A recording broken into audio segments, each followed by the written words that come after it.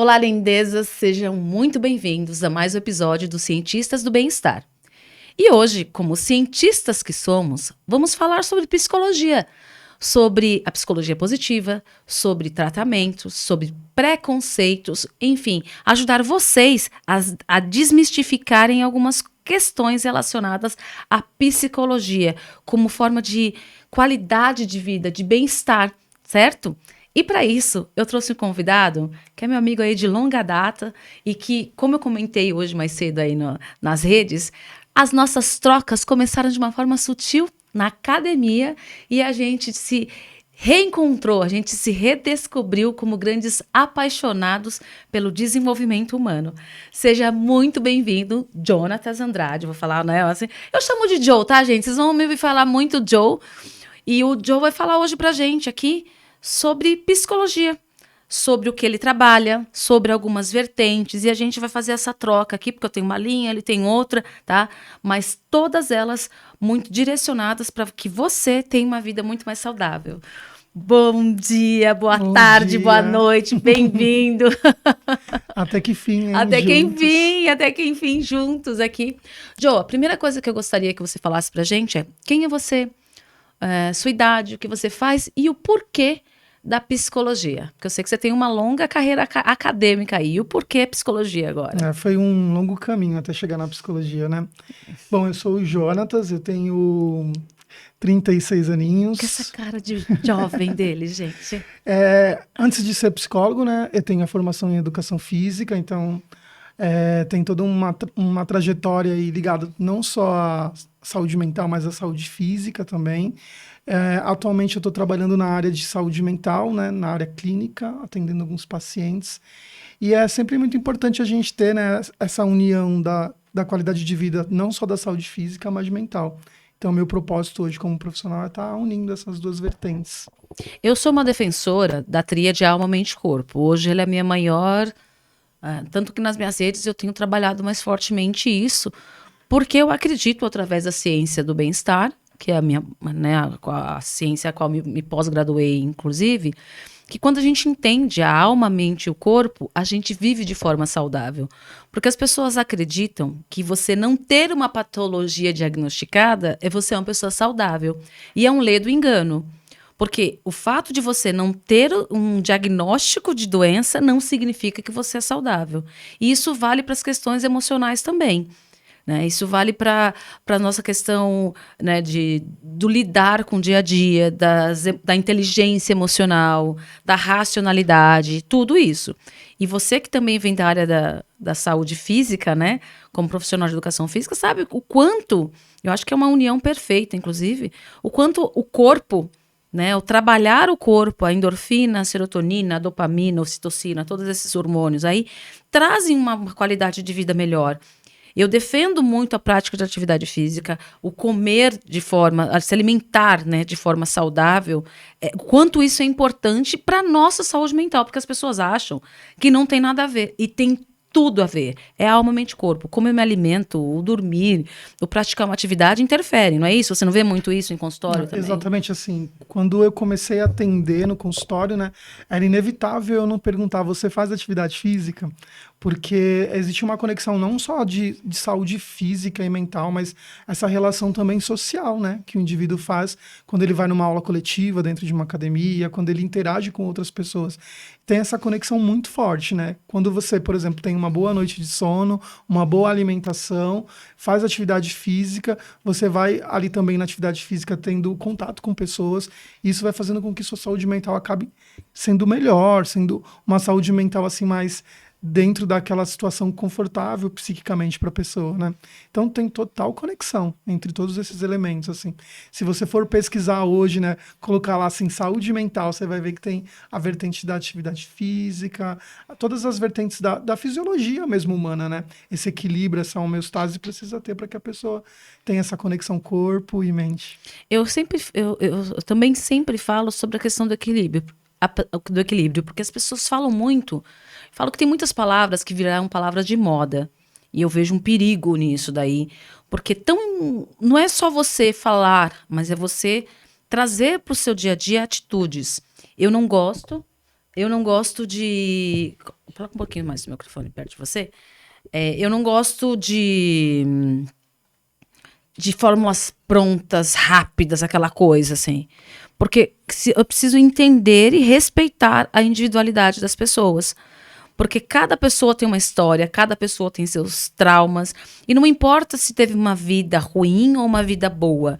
Somos seres humanos em evolução, em construção. E o equilíbrio, para mim, é a palavra-chave.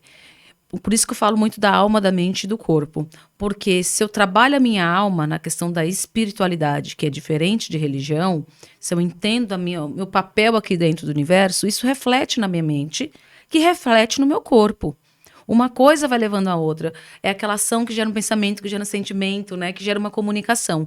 Quando eu entendo dentro desse ciclo aí o quanto é importante eu manter esse equilíbrio, eu passo a entender muitas coisas na minha vida, inclusive na questão da inteligência emocional, que eu trago a autorresponsabilidade para mim. Trabalhar com autorresponsabilidade é muito difícil, porque nós somos ensinados a ter culpa, não é verdade? Você não vê essa questão muito no consultório, por exemplo? Exatamente. O que você falou faz muito sentido e também se conecta muito àquela relação do interpessoal e do intrapessoal, né? O que é ter saúde mental, né? Então tem essa questão de como eu me vejo, como eu nomeio as minhas emoções também, né? Às vezes a pessoa chega no consultório e durante a sessão a gente está conversando e eu pergunto, mas o que você sentiu? E aí essa é a grande dificuldade, a pessoa não tem o autoconhecimento, né? Não sabe nomear os seus sentimentos. E aí isso afeta também como ela se projeta no ambiente, né? Como que eu interajo com o outro se eu não consigo nem nomear aquilo que eu sinto. Então, ter uma boa relação intrapessoal e interpessoal são duas chaves aí importantes, né? Não basta apenas você só sentir, você precisa ser também em sociedade, né? E o que é ser em sociedade? Como eu me percebo em sociedade? Então, eu vejo que existem muitas pessoas que têm dificuldade de falar sobre si, né? E dificuldade também de interagir com outros. São dois elementos que eu consegui até enxergar aí na sua fala, que são muito encontrados na área clínica, né? Às vezes a gente chega lá na clínica e encontra uma pessoa que só quer falar sobre si, né? E tem essa dificuldade de externalizar a subjetividade e a singularidade dela. Então, é bem essa linha que precisa ter como base para ter saúde mental. As pessoas não falam sobre a questão da luz e da sombra, né? Porque assim, eu tenho luz, mas eu tenho sombra. E a luz, se eu tenho luz, eu tenho sombra. E para existir eu preciso da outra. Exatamente. O antagonismo, ele é muito importante no desenvolvimento humano.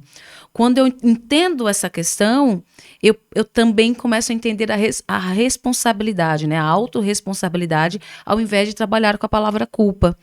Porque as pessoas acham que tudo tem que ser lindo, maravilhoso. Tal. Não é assim. A própria psicologia positiva fala. Quando a gente fala, eu sou da linha da psicologia positiva. Quando eu falo que eu sou dessa linha, o pessoal fala, pronto, lá vem. Porque acha que a gente vê flores em tudo. E não é isso. O próprio Martin Seligman, ele fala que ele era uma pessoa muito fechada. Foi o filho dele que despertou, através de uma brincadeira, esse tipo de pensamento. Não significa que eu tenho que ser uma pessoa que viva no fantástico mundo de Bob, mas comece a ver o copo mais cheio. Ou então falar, não, o copo está pela metade. É trazer da realidade, mas olhando com uma perspectiva positiva. Né? Mesmo quando você está doente fisicamente, tudo você consegue trazer. E sobre as emoções, as pessoas querem só que elas sejam positivas. E isso é perigoso. Não é, gente. Até o amor, que é uma emoção aí, que ela é cantada há séculos, né? Falada para o poeta e tal, ela também pode ser negativa, dependendo do excesso. Né? A raiva não é negativo, se eu souber canalizar, né, e trazer ela como combustível para outras coisas. Eu preciso da tristeza para valorizar as alegrias. O medo, ele me impede de atravessar a rua sem olhar para os lados, mas ele também me paralisa. Então, tudo tem essa questão aí. E o medo, já que a gente tocou no assunto dele, o medo hoje, infelizmente, é o sentimento a emoção mais presente na vida das pessoas. E ele desencadeia, inclusive, muitos transtornos de ansiedade, depressão e tudo mais.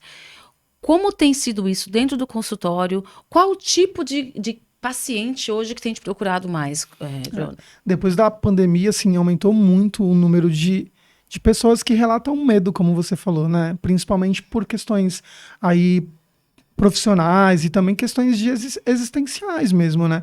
Então, eu vejo muitas pessoas com crises de ansiedade e com doenças também geradas através do trabalho, né?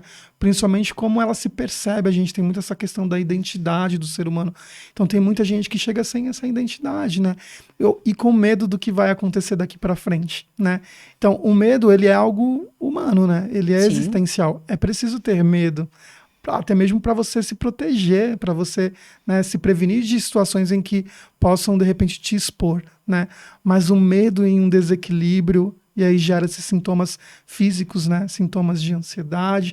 Então, tem sido uma procura muito grande, né? Eu tenho tido muitos pacientes com esse perfil, né, de busca, né, da saúde mental, de acolhimento, que eu sempre falo assim, eu lembro que quando eu fui atender, né, eu conversei com um amigo meu, um psiquiatra, e eu falei assim, olha, o que eu faço agora? Eu vou começar a atender. Ele falou assim para mim, Jonatas, acolhe. Se você estiver disponível para aquela pessoa, você já vai fazer muito por ela, né? Acolher esse medo e ajudar ela a entender melhor como funciona esse medo na dinâmica da personalidade dela. Somos seres humanos cuidando de outros Exatamente. seres humanos, né? Então, é muito sobre isso. O principal princípio dentro do nosso trabalho, como terapia, mentoria e psicoterapia, é entender, é entrar ali sem preconceito nenhum.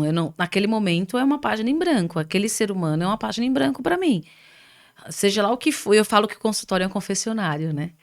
Então você tem que estar muito, por mais que às vezes uma situação seja meio chocante para você, né? Você tem que Estar disponível, estar né? disponível. Lógico que, para quem não sabe, existem algumas diretrizes técnicas, né, relacionadas, se for alguma coisa, tendências suicidas, criminosas e tudo mais, por obrigação nós temos que fazer um comunicado somente nesses casos, tá? Explica isso até para as pessoas entenderem um pouquinho mais, É John. importante saber que o processo terapêutico ele tem essa questão de ser confidencial, né? Sim. Então, quando você entra no site terapêutico, a primeira coisa que você vai fazer com o paciente é um contrato. Também é uma forma de acolhimento, né? Ele entender a importância de estar ali, saber que aquele lugar é um espaço dedicado a ele e que tudo que for dito ali, né, ficará dentro daquele espaço, é muito importante para criar até mesmo um vínculo terapêutico, né? Mas também é muito importante entender que em casos em que existe o risco da vida do paciente, né, e também o risco da vida do outro, né, por questões éticas aí dentro dos princípios profissionais, né, tem essa questão da gente ter esse manejo terapêutico para poder também ajudar a pessoa, né? Porque a gente fala sobre sofrimento, né? Sofrimento psicológico, uma pessoa que está em sofrimento psicológico e precisa do outro, né, como suporte para preservar a própria vida, é necessário que tenha essa comunicação, né, com a família. Às vezes a pessoa tem idealização suicida, né? Então precisa ter esse momento também familiar de grupo de apoio, né? É muito importante. Logo que você começou, você viu muito preconceito em relação à psicoterapia? No seu meio social e até mesmo com os próprios pacientes? Porque os pacientes são Sim. preconceituosos em relação a si, viu, gente? Por incrível que pareça, é muito, muito comum isso também. Eles não gostam de falar que fazem terapia, tem gente que tem vergonha até hoje. Que não... Exatamente. Tem todo um peso histórico, né, de como vem sendo tratada a saúde mental até hoje, né? Então as pessoas acabam associando a psicoterapia a pessoas que têm patologias graves fora da realidade, do contexto racional, né? Então, muitas pessoas acabam indo para terapia e sentem vergonha. E até demora muito tempo para chegar à conclusão de que precisa de ajuda e que precisa ir a uma clínica, né, psiquiátrica ou até mesmo de psicoterapia. E isso tem sido algo que vem mudando ao longo do tempo. Eu acho que até a pandemia foi algo muito importante, porque não se fala tanto como hoje de saúde mental e terapia, né? Então, eu acho que existe uma evolução dessa percepção do que é terapia, mas também existem muitas pessoas que ainda pensam, né, como a terapia fosse algo que fosse ruim, né? Quando não é. Eu preciso de saúde, então eu vou lá e procuro um terapeuta, né? Sendo que a saúde mental ela vai além do set terapêutico, né? Vai A muito pessoa além. precisa saber identificar quando ela precisa de um terapeuta, ela precisa saber identificar, né, como ela está, né? A gente falou dessa questão de se auto-entender, de nomear sentimentos, para também entender que não é só as pessoas que estão realmente diagnosticadas com um transtorno que precisam de terapia, né? As pessoas, como você falou no começo da entrevista, tem pessoas que precisam de terapia por questões pessoais, para se entender um pouco mais, autoconhecimento. Então, ainda existe, mas eu vejo um caminho assim sendo construído de Trabalhinho de conscientização. formiguinha, né? Exatamente. Eu acho que eu gosto muito da palavra merecer. Nós não fomos ensinados a trabalhar o merecimento. Em todos os aspectos. Quando a gente fala de saúde financeira, que é uma saúde importante também, que ela gera muitos transtornos. Sim. Mas por quê? Nós não fomos ensinados a lidar com algumas coisas, porque a gente ainda tem muito preconceito. O preconceito, gente, ele é algo que nos poda, né? Demais, ele nos amarra, assim. Então, quando a gente precisa desconstruir para construir. Então, na questão, por exemplo, do financeiro. Quando a gente fala de saúde financeira. Muita gente fala que não faz terapia porque não tem dinheiro. Mas aí essa mesma pessoa... Vou colocar um básico aqui, tá, gente? Os mesmos R$ 90 que ela não quer pagar numa sessão terapêutica, tô colocando aqui o básico, né? A partir daí, cada profissional tem a sua... Tem o seu valor, a sua linha, assim, de valor. Mas ela tem R$ 90 para pagar numa garrafa de bebida, umas pizza, em coisas assim. Então, a vida é feita de escolhas. E eu falo que terapia ela é muito mais do que precisar. Ela é o merecer. É o merecer se entender, é o merecer se cuidar, é o merecer se amar. Nós não fomos ensinados a nos amar. Nós fomos ensinados aí uma marra religiosa, e aqui eu não vou falar de uma específica, porque eu estaria sendo injusta, porque acho que todas, até meados do século passado, só se falava sobre essa coisa do podar. Hoje em dia, algumas leituras estão sendo muito mais justas. Você se amar, praticar o amor próprio era egoísta. Você dizer sim para você era ser egoísta. Tem muitas pessoas que ainda têm medo de dizer não para o outro. Então eu falo, troca o não pelo outro, pelo sim para você. Que é um exercício muito difícil, porém necessário de ser feito.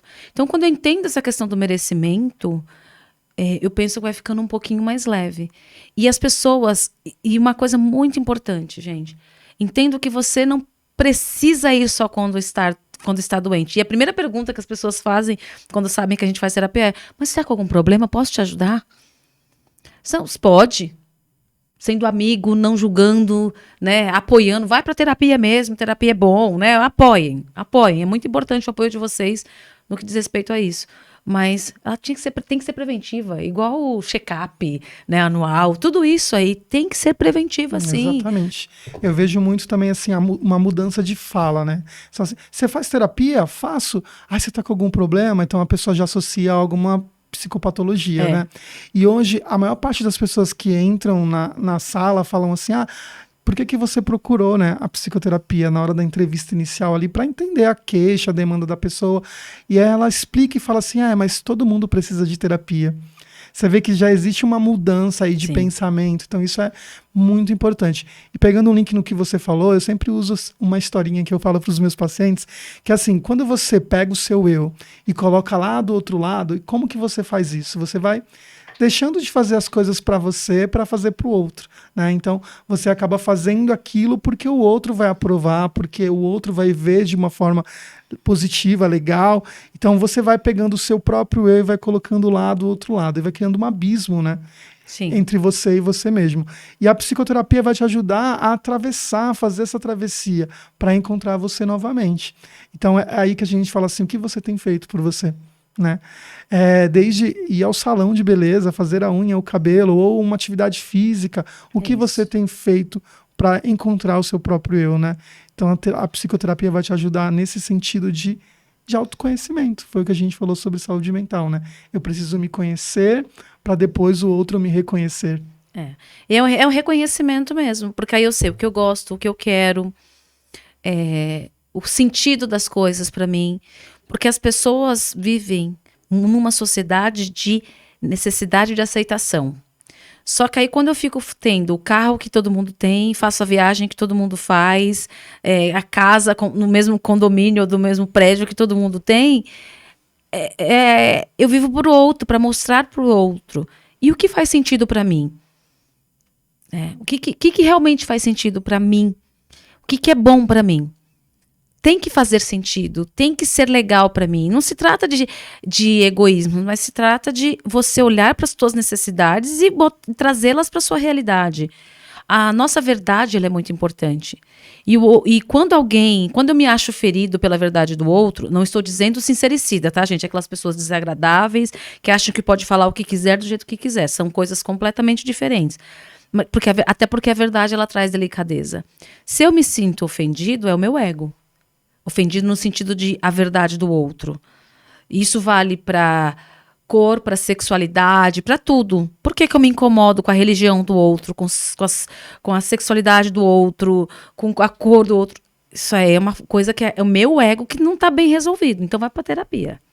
Eu falo, vai para terapia porque é um negócio que você tem que resolver aí dentro de você. Por que o outro te incomoda tanto? É algo para terapia. Para você começar a fazer terapia, porque você, né? Como é que foi esse processo para te ajudar a te ajudar? Foi dolorido? Como é que ele foi? Até para compartilhar um pouquinho, depois eu compartilho o meu com vocês. Você sabe que quando eu decidi fazer terapia, né? O primeiro passo é encontrar o terapeuta, né? Porque você fica preocupado, será que vai ser um terapeuta homem, um terapeuta mulher? Como eu vou encontrar essa pessoa? E aí eu lembro que uma amiga da faculdade, né, me falou assim, olha, tem uma pessoa que eu acho que você vai gostar. E eu demorei um tempo para ter coragem de ir até a clínica. Isso já era terapêutico para mim, né? Porque quando você fala que você vai à terapia, já existe uma série de questões que são levantadas dentro de você. E aí eu lembro que eu demorei umas boas semanas para ter coragem de ir. Eu sempre remarcava, como o nosso encontro aqui. Como o nosso encontro, gente. E aí eu lembro que quando eu fui, assim, eu lembro que tinha sessões que eu falava a ponto de perder o ar, assim. O quanto foi importante falar, né? Só pôr para fora. Até tem muitos pacientes que vão na primeira sessão e não retornam. Eu falo assim, essa pessoa só precisava falar. Né? E eu lembro que a minha primeira experiência com psicoterapia foi o poder de fala, sabe? De falar sobre mim. E é difícil falar sobre a gente, né? Que nem você falou assim, a gente está muito preocupado em ter, não ser, né? E quando você vai à terapia e aí você tem esse poder de ser, que você fala sobre você, é meio chocante, assim, para mim foi meio chocante.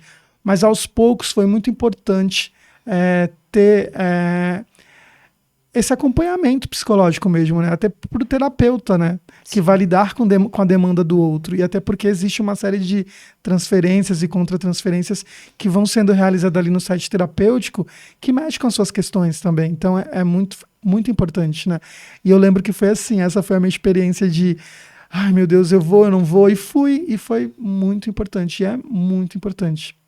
Eu como defensora da terapia que sou, eu falo, sempre existe alguém que você vai se identificar. Foi numa sessão, não teve identificação, marca uma outra com uma outra pessoa. Eu já tive experiências ruins com um profissional. Uma época eu fui fazer, foi bom e foi ruim. Porque chegou uma época que eu não me identificava mais com um profissional ali. E aí eu falei, putz, é a hora de eu encerrar esse ciclo. E eu cheguei e falei, olha, desculpa, mas eu não vou vir mais e tal. Porque nesse momento para mim é importante. Só que o autoconhecimento me deu essa possibilidade de falar, eu estou encerrando esse ciclo por conta da identidade. Mas eu quero continuar, porque eu entendo que o autoconhecimento ele é muito libertador. Porque, como você falou, nós temos as nossas questões também. Somos seres humanos em evolução. Existem transferências. Gente, é impressionante. Parece que o assunto que está né, que fica nos perturbando é o que mais vem no consultório. Acho que é para você, é para você pensar mesmo, para você se desafiar, enfim, para você falar, tá vendo? Dá para fazer. O que eu tô falando pro outro, porque a gente se escuta, né? Serve para mim também. Então, o processo terapêutico, eu falo que eu sempre aprendo também com os meus clientes. Sempre aprendo. Porque eles me trazem muita coisa, até do julgamento, do preconceito, do acolhimento, tudo. Eu aprendo muito com os meus clientes. E é muito libertador para mim essa questão do aprendizado. E eu sou uma defensora. Eu falo, quando o cliente encerra comigo, eu falo, mas não para. Procura alguém. Não, mas não é nada, não é com você e tal. Eu falo, não, mas tudo bem, mas procura alguém. Porque essa vaidade, a gente que ama o que faz, a gente não tem, né? Eu acho isso muito lindo nas pessoas que que amam o que fazem. E se a pessoa fica puta é porque é a vaidade que tá falando mais ali. Porque doeu, aí mexe com o ego da pessoa, da gente. Já aconteceu comigo, tá, gente? Não vou falar que não, porque eu sou humana. Eu falo, porra, mas assim... Depois falar, era o meu ego. Mas se essa pessoa tá se cuidando com outro profissional, eu só quero que ela se cuide com outro profissional. E tá tudo bem. E é até importante, né, a gente ter esse discernimento de que o paciente não é uma propriedade sua. Exatamente. E que ele está ali pro bem dele, né, para a melhoria dele. E existe um momento de alta, um momento que ele vai definir que ele não precisa mais, né.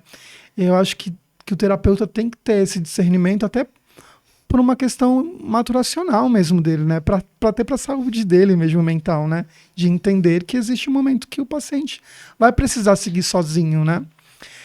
Eu estava pensando aqui, lembrando de uma situação que toda vez que eu ia para terapia, logo que eu comecei, o caminho era terapêutico. O caminho já é terapia. E aí, às vezes, eu chegava lá e falava assim, meu Deus, eu já falei comigo tudo que eu deveria ter falado, sabe assim? Então, acho que só o momento, quando a pessoa decide fazer a terapia, já é terapêutico. Até mesmo sendo online. Exatamente. Eu falo que tem pessoas que é muito interessante, um dia da terapia tudo acontece com ela. É o pneu que fura, é tudo acontece. Ali já é um processo terapêutico. Tanto que no meu online, eu peço para as pessoas, na hora que eu falo, olha, eu gostaria que você estivesse no ambiente fechado, bota um aviso na porta, sem interrupção, e vou falando. Porque se ela não vai criando essa redoma ali e tal, vai se policiando para fazer a terapia, ela só vai estar fugindo. Ela só vai estar criando, ai não, eu faço terapia, mas aí o telefone que toca. Eu pergunto, o telefone tá no mudo? Ah, não sei o quê. Né? O máximo que acontece, às vezes a gente tá ali na sessão e aparece um bichinho de estimação. Bichinho pode, que eu falo que ele tá na terapia também. Mas é muito importante o ambiente também ser seguro para a pessoa. Isso vale no consultório, eu tô muito cuidado no meu consultório lá. Você conhece o espaço, né? É muito, muito importante isso. E no online é a mesma coisa, tá, gente? E hoje não tem desculpa, não, porque antigamente não se fazia online. Hoje em dia não tem nem desculpa para não fazer, que o online ele veio para ajudar muitas pessoas até nesse processo. De, né, ai, putz, não consigo, pega o trânsito, então e eu não consigo chegar. Aí você pode escolher o profissional que você quiser, aquele que você tem mais identidade. Eu tenho muitos pacientes fora de São Paulo. Eu tenho paciente fora do país. Porque acaba trazendo essa possibilidade de você se sentir mais tranquilo com o profissional, assim. Isso é muito bom. Hoje no consultório, você falou um pouquinho da questão da ansiedade, né, do medo e tudo mais. Primeiro explica pra gente qual é a linha que você trabalha, porque todo psicólogo, para quem não conhece, né, gente, para quem não sabe, tem uma linha terapêutica.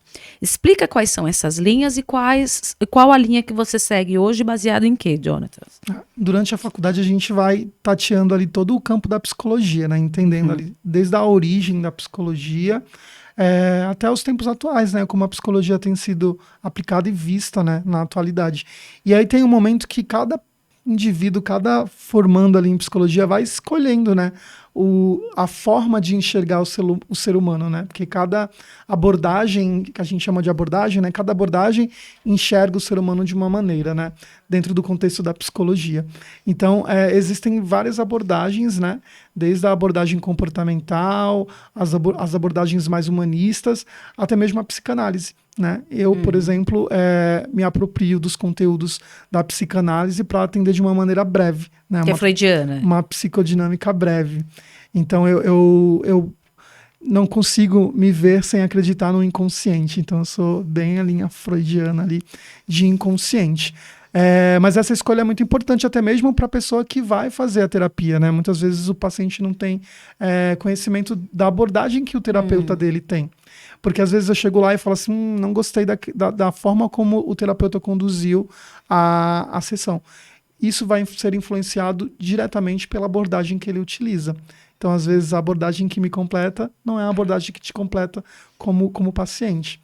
Então, hoje a abordagem é muito importante, né? Tem abordagens em que o terapeuta mais vai ouvir, tem abordagem em que o terapeuta vai intervir até mesmo com exercícios.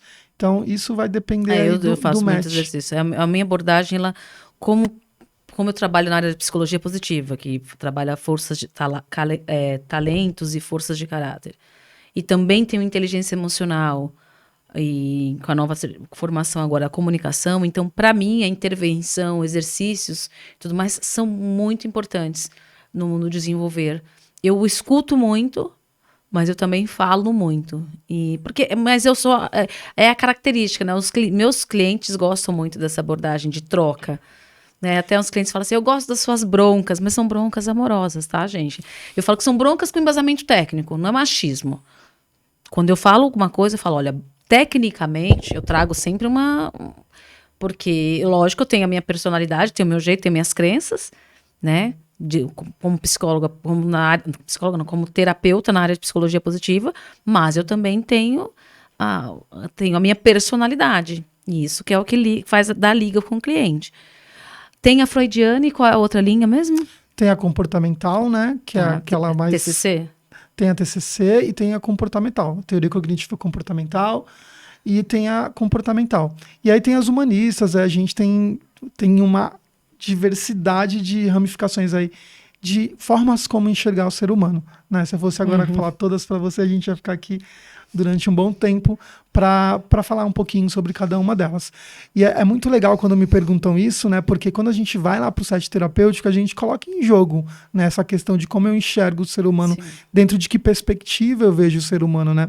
E uma das primeiras lições que eu tive como terapeuta é que antes de saber a teoria, de se apropriar de uma abordagem para entender o teu paciente, tu precisa ter ser humano. Né? Ser humano. Lidar com o humano é também ser humano, né? De fazer esse acolhimento. E o acolhimento, ele não está numa abordagem específica, está em todas, né? Então eu aprendi que, até aquela frase do Jung mesmo, né? Eu preciso, antes de mais nada, antes de saber toda essa teoria, quando tocar a alma de um ser humano, também ser humano. Ser né? humano, exatamente. Então, eu gosto muito dessa frase dele. É muito forte, assim. É uma frase... Que diz mesmo na prática ali, quando você vai, você fala assim, quero pôr todas as minhas técnicas, da minha abordagem escolhida, e aí você encontra um ser humano que tem a subjetividade, tem a singularidade dele, que vai te entregar um material que às vezes você nunca teve acesso, nem mesmo em estudos de caso, sabe? Quando você vai lá estudar o cara, você fala, meu Deus, é um ser humano. E aí, aos pouquinhos, você vai entendendo essa questão da abordagem que você escolheu. Eu, por exemplo, acredito muito na cura através da fala, né? Eu falo, eu me escuto e eu vou ressignificando essa fala. Vou revivendo situações traumáticas, né? E percebendo elas de uma maneira diferente. Então, até essa questão do tipo, o que me completa, né? Eu vejo muitas vezes assim, em sessão, a pessoa falando, né? E aí ela vai se ressignificando. Aí você fala, poxa, mas o terapeuta não falou nada. O processo terapêutico estava acontecendo até mesmo no silêncio, né? Às vezes tem um silêncio terapêutico que a gente põe a pessoa em silêncio e ali naquele silêncio tem muita coisa a dizer. Eu falo que as pessoas nesse momento elas aprendem também a se escutar. Quando as pessoas aprendem a se escutar, o falar dela é aprender a se escutar. Não, se escutar não, se ouvir. Escutar a gente escuta barulhos, mas ouvir com aquela coisa assim, tipo, caramba, as respostas estão aqui comigo. Porque algumas questões que as pessoas trazem, ela já sabe a resposta. Só que ela terceiriza a felicidade, a responsabilidade e tudo mais. Então, numa sessão de terapia, quando ela fala, ela tá também se dando respostas. Eu tenho alguns casos, assim, que eu deixo o cliente falar. Na hora que ele fala, eu falei, você prestou atenção no que você falou por último? Aí ele, o quê? Aí eu, fala de novo. Aí ele, sabe, ele fala, caramba, é isso. Já sabem algumas respostas. É a partir dessas respostas que eu preciso também tomar atitudes, porque não adianta nada a gente ir no terapeuta, eu falo muito isso também, saiu da sala de terapia, ou desligou o computador, eu volto a estaca zero. Quer dizer, zero nunca é, não é que seja 1, mas você está perdendo o seu tempo e seu dinheiro. É entender que todos os dias você vai se desafiar, que todos os dias você precisa colocar uma coisinha em prática, 1% de evolução da pessoa. Eu não quero ficar 100% melhor. Eu falo, seja mais audacioso. 1% todo dia, no final do ano você tem 365. É uma construção, né? Você quer se contentar com 100 ou que tá uns 365? Quase 4 vezes mais, né, do que você tinha colocado como meta. Isso é muito gostoso, isso é muito gratificante em termos de ser humano. Se falando de preconceitos, como a psicologia encara isso? Em todos os sentidos, assim. É muito individual, né? Quando a gente fala de questões de preconceito, é importante entender a história de vida dessa pessoa, né? E entender, né, como ela constrói essa ideia, né? Porque quando a gente está em terapia, é sobre o paciente, né? Sobre a história de vida dele, Sim. sobre o que leva ele nessa posição, nessa reflexão. Então, o site terapêutico, ele sempre vai levar o paciente nessa reflexão que você falou, né? Então, existem inúmeros preconceitos. Há preconceitos até contra você mesmo, né? De você acreditar, por exemplo, que você é algo que você não é. Sabe, assim, essas crenças limitantes, né? De acreditar, enfim, que as pessoas te percebem de uma forma, então você cria um preconceito Sim. contra você mesmo. Será que pensam dessa forma sobre você, né? Essas questões de preconceito, mas é muito mais sobre o paciente, sabe? Assim, quando você está no site terapêutico, você está ali para acolher. Então eu vou acolher até mesmo as questões de preconceito que ele tem, né? Para juntos Que tentar começa entender, com ele, né?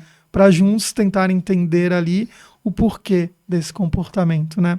E até mesmo ressignificar, né? A partir do momento que ele fala sobre essas questões que ele tem, ele vai refletindo. E às vezes isso não acontece no site terapêutico. Às vezes ele fala e ele vai para casa e ele pensa. E aí na sessão seguinte ele fala, olha, pensei aquilo que que a gente conversou aqui em sessão e eu cheguei a esta conclusão. Que é muito importante, né? Ele passa a ser, porque ele gostoso, começa né, a quando a pensar. pessoa fala isso, porque aí você viu que a sua escuta deu certo, né? O seu ouvir ali, porque você fez a pessoa refletir. Como eu falei agora há pouco, as pessoas passam a se ouvir e entender que as respostas estão dentro delas. Né? Tá tudo ali, gente. E por que do preconceito? Como você citou, crenças limitantes. O preconceito ele é muito baseado em crenças. Crenças que foram adquiridas não por mim, mas pelos meus pais, pelos meus avós, bisavós, tataravós, que foi passando de geração para geração. Ah, mas dentro da minha família não tem pessoas que pensam assim. Vai fuçar que tem. Conhece a história da tua família que você conhece a sua história. Vai só projetando o Vai comportamento, só projetando né? o comportamento. A terapia de constelação familiar fala muito sobre isso, né? Que eu vou trazendo comportamentos que estão ali no inconsciente de alguém que vai passando para outra pessoa.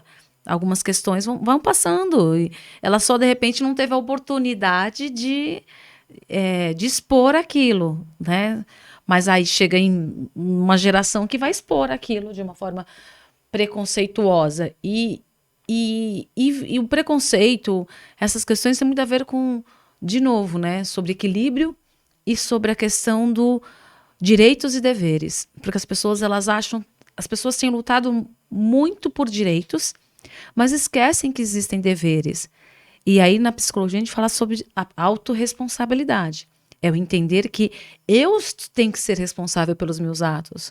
Né? Só que os meus atos, o que eu falo tem uma réplica. O que eu falo, se eu quero ser um sincericida, eu posso ter uma escuta que eu não vou gostar. Então, e aí não vai ser sobre o outro, é sobre mim.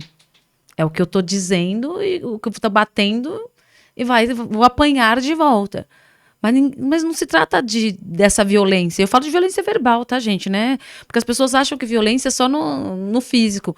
Mas quando tenho algumas falas por falta do autoconhecimento, eu me torno uma pessoa violenta também. Né? Porque eu acabo projetando no outro algo que tá ali no meu inconsciente. Você que é um defensor, né, da questão.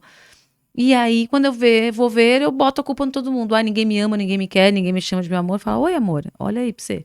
Como você tá fazendo, o que você tá fazendo com a sua vida, né? É sobre você e não sobre o outro, né? É sobre você e não sobre o outro, assim.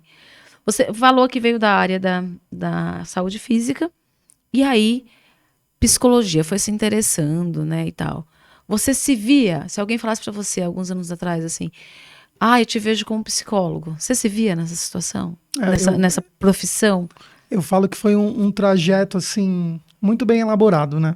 Porque eu acredito muito que nada é por acaso, né? A gente vai construindo o perfil profissional. Cada um tem o seu perfil profissional. Mas eu vejo que ser formado em educação física foi muito importante pro perfil que eu tenho profissional hoje, né? Principalmente de ver o paciente ali, não só de uma maneira psíquica, mas física também, né? Então eu tenho todo esse cuidado da saúde do outro. E eu lembro que desde a educação física eu fui muito conectado às questões do comportamento, sabe? Então eu sempre quis entender o porquê das pessoas ali na atividade física, na interação. Eu sempre trabalhei muito com ginástica coletiva, então tinha essa Dança, questão né? comportamental, e aí que foi me levando, assim, eu trabalhei muito tempo na área de gestão esportiva, então tem essas questões da psicologia organizacional que foi me levando, e aí quando eu cheguei na psicologia era muito engraçado, porque daí as pessoas falavam, nossa, que legal, você é formado em educação física, vai ser psicólogo do esporte. E o que eu queria não era o esporte, era a área clínica, né? Que era entender um pouco mais do ser humano dentro dessa questão, dentro dessa esfera da psicologia clínica. Mas eu vejo que existe uma conexão, que nem você falou no comecinho, do corpo com a mente, né? Então eu vejo muito que a saúde mental depende da saúde física e a saúde física depende da saúde mental. Tem essa conexão forte.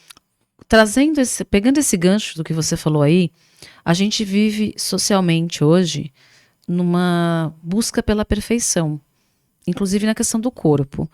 Porque quando a gente fala em saúde física, e prática de atividade física e musculação, as pessoas logo associam o que se chama de shape perfeito.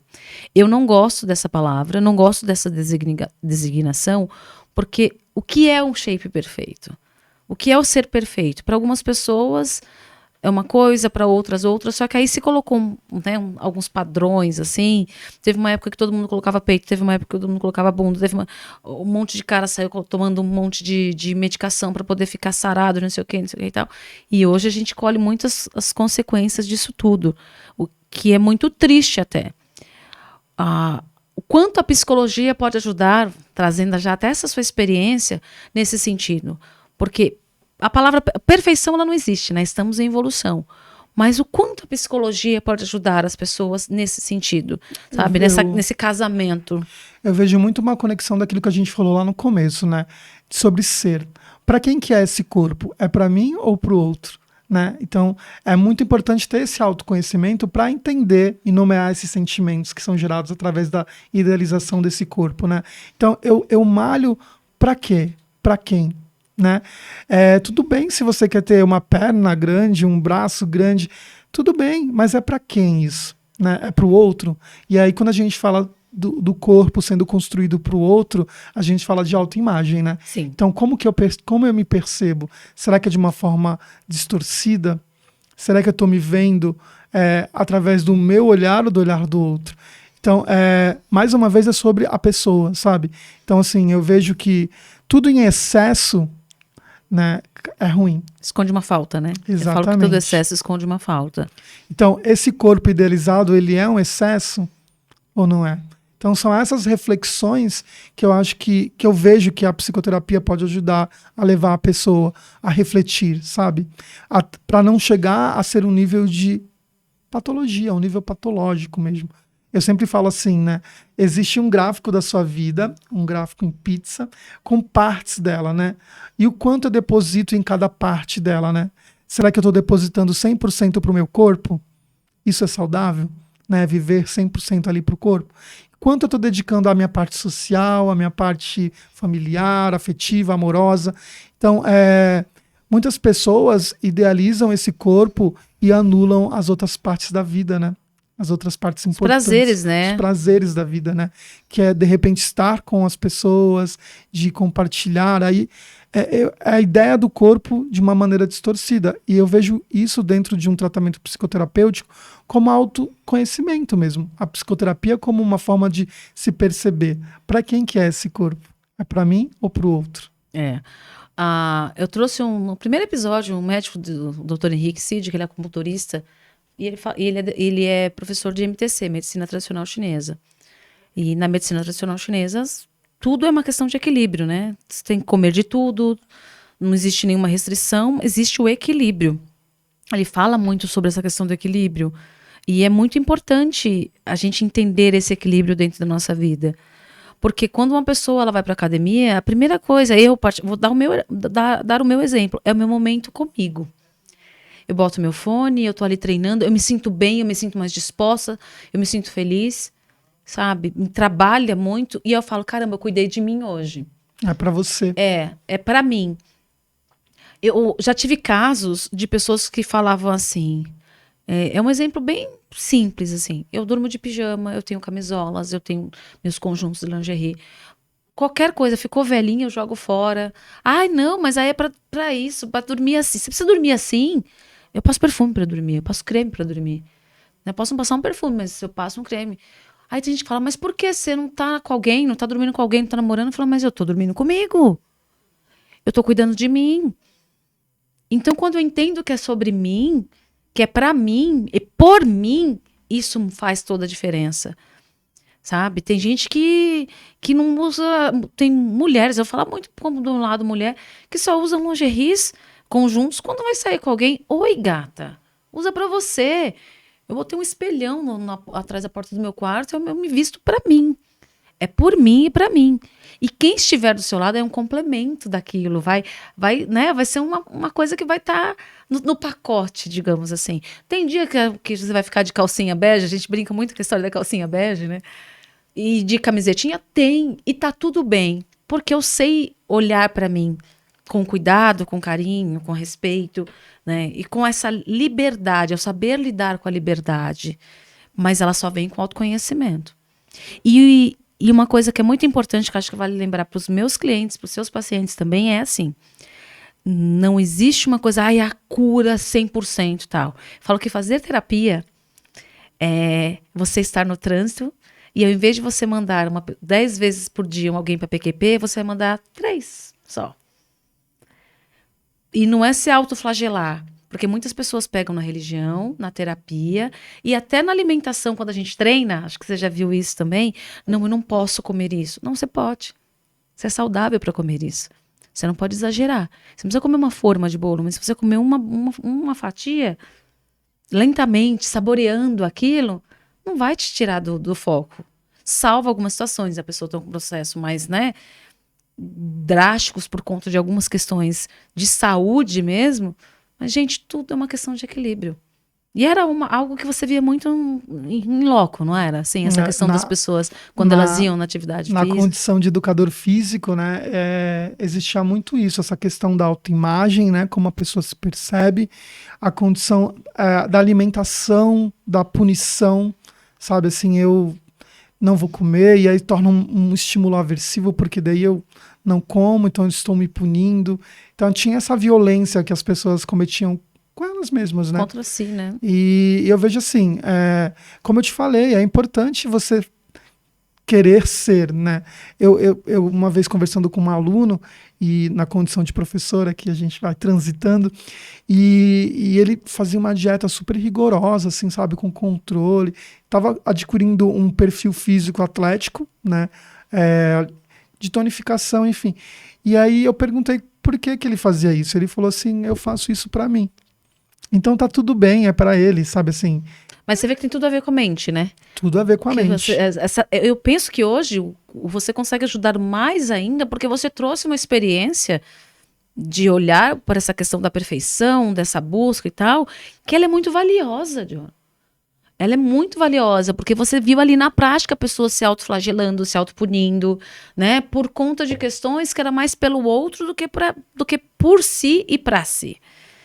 E aí, dentro do consultório, tá trazendo essas questões que você viveu durante alguns anos, é muito te dar ferramentas, a possibilidade de ajudar as pessoas a pensarem sobre o ser, sobre, né, sobre quem sou eu, o que eu quero, o que faz sentido para mim, o que é importante para mim. E, de novo, trazer alma, mente e corpo.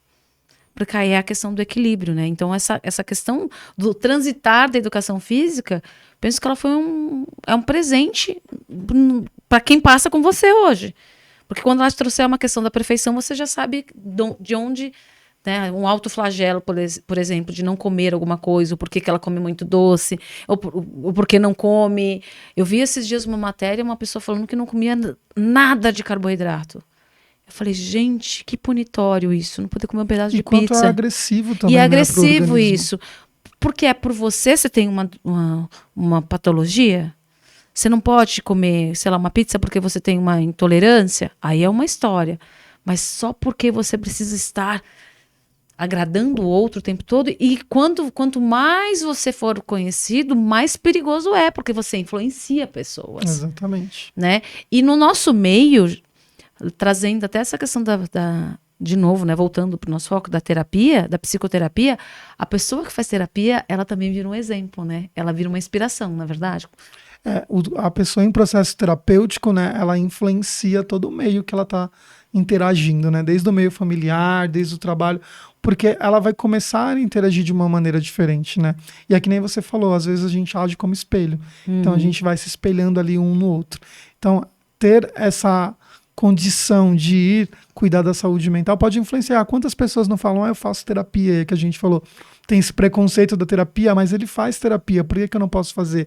Onde você faz? E aí a gente começa a criar essas redes de apoio, né? Sim. A gente fala muito sobre grupo de apoio, né? Quem são as pessoas que te apoiam?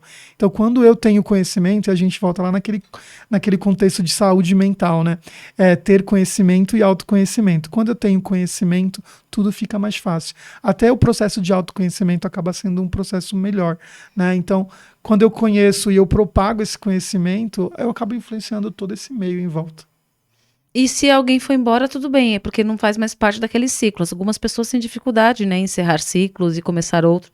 E não é você não ser grato. É simplesmente você falar, cara, hoje em dia a proposta, o que eu quero de evolução para minha vida, não cabe mais dentro de alguns contextos e tá tudo bem. Não é virar inimigo, mas é simplesmente falar, aqui, né, já não existe mais um conforto ou uma aceitação. Porque aí se a pessoa não aceita que você faz terapia também, porque aí você precisa continuar se cuidando. É o sim que você diz para você. Até tenho pessoas que brincam, né? Eu faço terapia para aprender a lidar com as pessoas que não fazem terapia. Tem muito esse meme por aí. Assim como na atividade física, pegando um pouquinho dessa experiência, que acho que é bem válida, algumas pessoas chegam para mim, e acho que para você também, querendo um resultado rápido. Isso não existe, confere. Esse é o perfil da maior parte da população, né? Em tudo. As pessoas são muito imediatistas, né? Elas querem para hoje algo que é construído com um trabalho de formiguinha, como a gente falou, né? Então, tanto na psicoterapia quanto na condição de profissional de educação física, eu vejo muito isso. Eu tenho um problema psicológico, eu vou ao psicólogo, ele vai me dar as respostas, eu vou sair curado, né? Em 3 meses que tá tudo certo. Então tem esse perfil mesmo. E também tem o pessoal da atividade física que acha que vai começar a malhar e que em um mês vai voltar a ter aquele corpo que ela idealizou, né? Que a gente fala de ideal aí, que pode existir ou não, e em poucos dias, né? E tudo na vida tem essas etapas, né, de construção. E é um grande desafio para o profissional, né? Levar a informação a ponto do indivíduo entender esse processo de evolução, que é contínuo e vai acontecendo aos poucos. Esse é o seu maior desafio dentro do consultório hoje? Dentro do consultório hoje, talvez esse seja um dos desafios, né? Quais são? Né? Fazer entender. Hoje, dentro do consultório, um dos grandes desafios, né? Acho que meu e de muitos terapeutas, né? Realmente tratar essas questões de autoconhecimento mesmo, né? De fazer a pessoa entender, né, a importância da psicoterapia ali na vida dela. Esse é um desafio que eu nem vejo como um grande desafio, eu vejo como um processo também, porque eu acho que para o psicólogo também é uma construção. Sim. Assim como a condição de paciente é uma construção, o terapeuta também é uma construção. E fica até difícil definir desafios, né? Porque cada dia tem um desafio diferente. Né?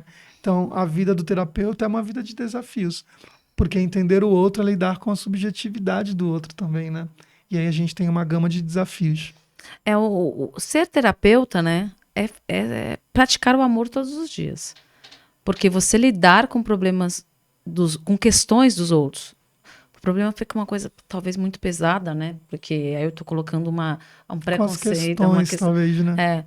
Mas com a questão do outro e ajudar ele a ver as coisas por outro ângulo, trazer soluções, algumas respostas, é muito desafiador. É muito desafiador. E tem dias que eu atendo, que eu chego em casa, ou então no mesmo consultório eu fico uns 15 minutos parada, assim, pensando, aí passando um filme e tudo mais. Mas porque a gente pensa muito em como ajudar as pessoas. E aí vai um recadinho bem importante, tá, gente? Serve para mim, para o meu trabalho, para o do Jonatas e para todas as pessoas que são profissionais liberais, em especial a área da psicologia, que é a hora que a gente lida. Não coloque valor no trabalho do outro, no preço. Não precifique, por favor. Porque a pessoa que ela tá ali, ela não tá dando só... Não é aqueles 50 minutos ou 1 hora de sessão. É muito além. A pessoa ela tem que ela lê seu caso, ela estuda, ela vai... Quantas vezes eu acabo um negócio, vou procurar num livro, aí você vai vai escrever alguma coisa e tudo mais. Cada curso que a gente faz, cada especialização, para que se possa trazer para cada um de vocês o melhor, sabe? É um investimento alto. É um investimento que nós fazemos com muito amor, sabe? Mas ele precisa do respeito. Eu falo para as pessoas, olha, se você puder, fala assim, neste momento eu não estou capitalizada para isso, sabe? O que eu acho muitas vezes uma autossabotagem. 99% das vezes é autossabotagem. Mas aí é tema para outro programa. Porque a autossabotagem ela é muito frequente na vida das pessoas, né, Jo? Mas assim, entenda, isso vale para todos os profissionais. Na hora de desmarcar uma consulta, na hora de marcar uma consulta, na hora de projetar, é muito comum projetarem na gente. Chegarem assim, né, com uma certa violência e tudo mais. A gente está preparado, tá, mas nós somos seres humanos também. Que algumas vezes sentimos, você fala, porra, mas eu tô aqui, né, e a pessoa atrasa. Tem coisas que acontecem, mas tem situações que a gente sabe que podem ser evitadas. Então, olha na sua vida o quanto você se auto-sabota e aí você acaba projetando no outro uma frustração que é sua, tá? Joe, nosso papo tá acabando, tá no finalzinho já, mas eu gostaria de pedir uma coisa. Se fosse para você dar, não vou dizer acho que um conselho, uma orientação para cada uma das pessoas que estão nos assistindo e nos ouvindo agora, qual seria em relação à psicoterapia, a se olhar, a se cuidar, como ser humano e como profissional? Qual seria que você falaria? É isso, muito sobre isso. Eu acho muito importante a gente levantar aqui uma questão de assim, qual momento que eu preciso fazer um tratamento de psicoterapia, né? Então, eu acho que a maior mensagem que eu tenho para passar hoje para as pessoas é que é importante a gente ter um olhar para a gente, sabe assim? De fazerem um exercício, de se olharem e analisarem, assim, como eu me vejo, né? Eu tô dormindo bem, eu tô fazendo atividade física, eu tô me relacionando bem com as pessoas. Como que tá a minha saúde mental? A gente sempre fala assim, como que tá a sua saúde física? Daí você fala assim, eu tô com dor aqui, uma dor ali. É mais fácil a gente avaliar a nossa saúde física, né? Não num contexto assim, simbólico, né? Eu olho pro meu corpo, se tiver algo diferente, a minha saúde tá ruim, se não tiver, tá boa. E como é que eu olho pra minha saúde mental, né? É difícil fazer esse exercício. Antes de vir para cá, eu fiquei analisando assim, como eu vou avaliar a minha saúde mental. Então, o meu maior conselho hoje para as pessoas que estão assistindo aqui a gente, façam essa reflexão, né? Como que está a minha saúde mental? Como que estão os meus relacionamentos? Como que está a minha relação interpessoal e intrapessoal e interpessoal, né? É importante a gente falar sobre a gente, é importante a gente ser, né? Então eu vou finalizar falando o que a gente começou falando, que é ser. É importante a gente ser, né? Um ser que pensa, um ser que sente, um ser que vive, né? Então sejam. Eu acho que é o mais importante de tudo é ser. Ser é para viver o presente, viver o presente que é o presente, né? Exatamente. Quando eu entendo esse presente, tudo faz sentido, assim. Lindezas, nós ficaríamos aqui mais 1 hora, no mínimo, tá? Porque a gente tem assunto aqui da área, né? Tanto quando a gente se via na academia, Exatamente. A gente às vezes até fugia um do outro, porque tinha uma, né? Se a gente se encontrasse aí, umas 2, 3 horas só de papo.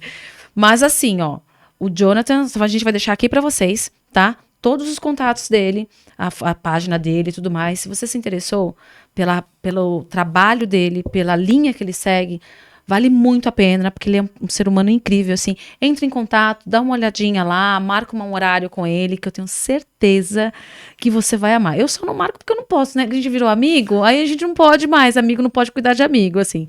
Mas entre em contato, e se esse programa fez sentido para você, Se o que nós conversamos aqui, né, essa pincelada que nós demos, porque não deu para se aprofundar mais, até porque existem questões técnicas aí, enfim, que exigem um pouco mais de, não de responsabilidade, mas de cuidado ao se falar, tá? Porque aí entra na história de vida de cada um. Entre em contato com a gente, tá? Tem as minhas páginas, tem as páginas do Jonathan. Manda para esse programa para alguém, para ver se faz sentido para essa pessoa. E se ela tiver alguma pergunta, pede para ela entrar em contato com a gente, que a gente vai ter um prazer enorme em responder e ajudar a cada um de vocês, como cientistas que somos, a viverem suas melhores versões, tá? E entra lá nas nossas páginas, curte, compartilha, que a gente ajuda a ajudar. Cada vez que vocês estão aqui, dão like, mandam para alguém, compartilham. Talvez para você nesse momento não faça sentido, mas possa fazer sentido para alguém e mudar a vida de alguém. E quem sabe hoje você não pode fazer isso por você, para você, né? E por alguém. Bora? Muito obrigado para todos vocês que ficaram conosco até o final do programa e espero vocês no próximo episódio de Cientistas do Bem-Estar. Joe, muito obrigada por hoje. Obrigado a vocês. Até breve. Até breve. Excelente semana, galera.